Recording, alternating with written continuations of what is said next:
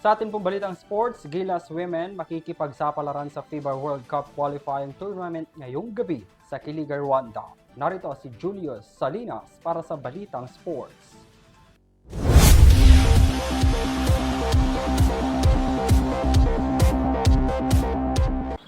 Dumako naman tayo sa mga balita sa larangan ng sports.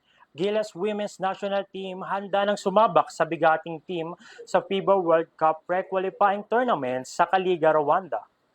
Nakakapanabik na laban ang haharapin ng kupunan ng Gilas Pilipinas Women's Squad dahil sa kanilang unang pagtungtong sa FIBA World Cup.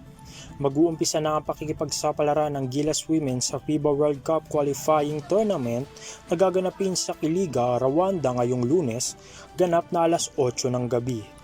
Kasaysayan itong maituturing para sa kupunan dahil ito ang kauna-unahang pakikipaglaban ng Women National Team sa FIBA World Cup, makaraang puro sa FIBA Asia lamang lumalahok.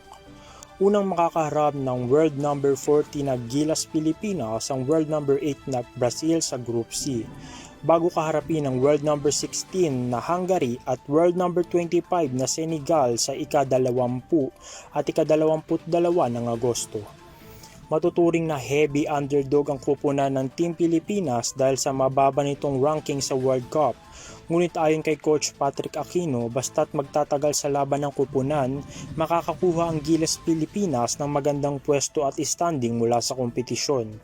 Ang FIBA World Cup Pre-Qualifying Tournament ay lalahukan ng 8 team at ang magiging una at ikalawang pwesto aabante sa crossover semifinals at magwawagi doon ang lulusot sa final round ng kompetisyon. Good luck para sa ating kupunan sa Women's Gilas Pilipinas. Sa inyo ang aming pagsuporta. At yan ang maaksyong balita sa larangan ng sports. Ako si Julius Salinas, balik sa inyo, Henry at Vanessa.